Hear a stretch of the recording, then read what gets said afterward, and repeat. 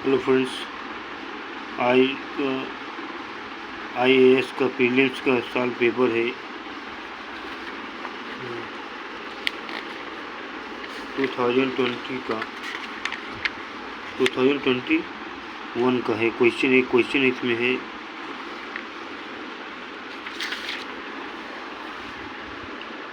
कि भारत के संदर्भ में निम्नलिखित केंद्रीय अधिनियमों पर विचार कीजिए। भारत के संदर्भ में निम्नलिखित केंद्रीय अधिनियमों पर, सेंट्रल जो एक्ट बने हैं उस पर विचार कीजिए।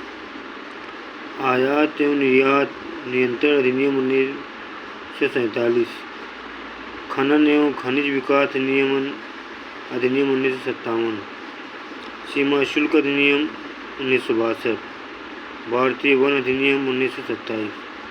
उपर्युक्त में से कौन से अधिनियम देश में जैव विविधता संरक्षण की दृष्टि से महत्वपूर्ण है अथवा उस पर असर डालते हैं?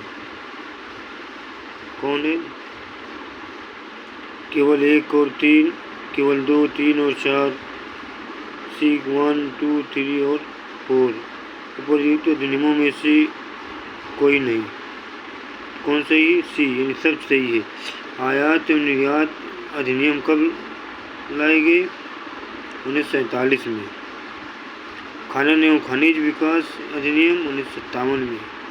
सीमा शुल्क अधिनियम 1962 में। भारतीय वन अधिनियम 1927 में। आगे देखिए, इसमें व्याख्या दिया गया है। राष्ट्रीय जैव विविधता प्राधिकरण के अनुसार जैव विविधता से संबंधित सभी अधिनियमों की सूची निम्नलिखित है। जैव विविधता कब मनाया जाता है?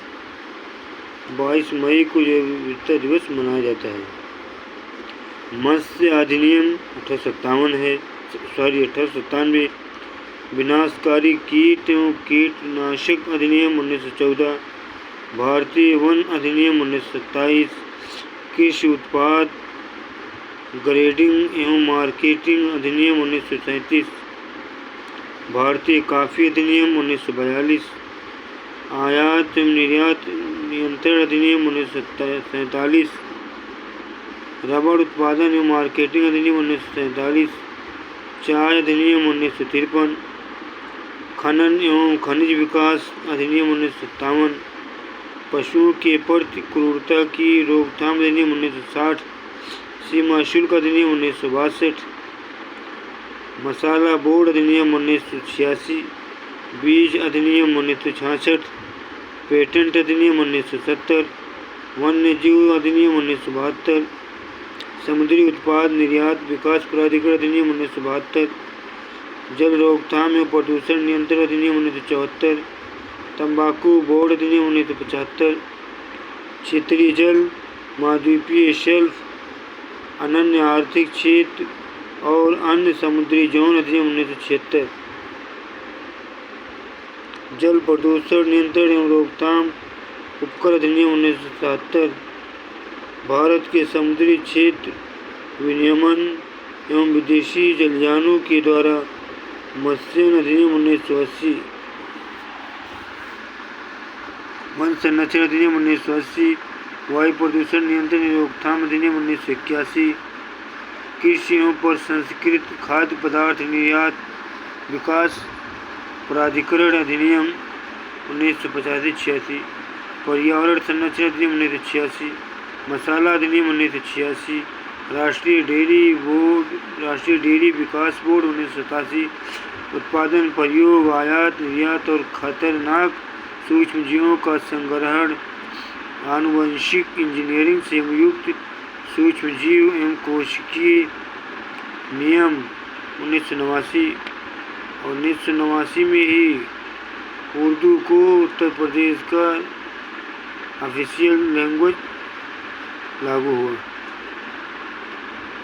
विदेशी व्यापार विकास एवं विनियमन अधिनियम 1992, वृक्षों की किस्मों एवं कृषकों के अधिकार अधिनियम 2001, जैव विविधता अधिनियम 2002, पौध संगरोध भारत में आयात का विनियमन आदेश 2003, जैव विविधता नियम 2004, खाद्य सुरक्षा एवं मानक अधिनियम 2006, अनुसूचित जनजाति और अन्य परंपरागत वन निवासी वन अधिकारों की पहचान अधिनियम 2006, राष्ट्रीय हरित न्यायाधिकरण अधिनियम 2010 में। अगला क्वेश्चन है, क्या क्वेश्चन है? बलुई और लवणीय क्षेत्र एक भारतीय पशु जाति का प्राकृतिक आवास है। उस क्षेत्र में उस पशु जाति का कोई परभक्षी नहीं है, किंतु आवास ध्वंस होने के कारण उसका अस्तित्व खतरे में है। यह पशु निम्नलिखित में से कौन सा हो सकता है? भारतीय वन भैंस, भारतीय वन गधा, भारतीय वन शूकर, भारतीय गजेल कुरंग। कौन है? भारतीय वन गधा। भारतीय वन गधा विश्व के सबसे मजबूत जानवरों में से एक है। ये मरुस्थल में बिना किसी आश्रय के 48 डिग्री सेंटीग्रेड या उससे ज़्यादा तापमान में लंबे समय तक सूखे की स्थिति में जिंदा रह सकता है, जहां अन्य जानवर जीवित नहीं रह पाते। इसे बलूची वन गधा अथवा खुदखुर गुजराती स्थानीय नाम के नाम से भी जाना जाता है। वर्तमान में इसका एकमात्र निवास गुजरात के रण में स्थित भारतीय वन गधा अभयारण्य में ही बचा है। IUCN की लाल सूची में ये जीव संकटग्रस्त श्रेणी में दर्ज है। वर्ष 2009 से पहले इनकी संख्या में कमी दर्ज की गई थी, परंतु 2015 की नवीन जनगणना के अनुसार इनकी जनसंख्या वृद्धि दर्ज करते हुए 4800 पाई गई है। इनकी जनसंख्या में कमी इनके प्राकृतिक आवास के नष्ट होने के कारण दर्ज की जा रही है, जिसका प्रमुख कारण कृषि हेतु भूमि विस्तार है। अगला क्वेश्चन क्या है? जैव विविधता निम्नलिखित माध्यमों द्वारा मानव अस्तित्व का आधार बनी हुई है। मृदा निर्माण, मृदा अपरदन की रोकथाम, अपशिष्ट का पुनः चक्रण, सस्य परागण।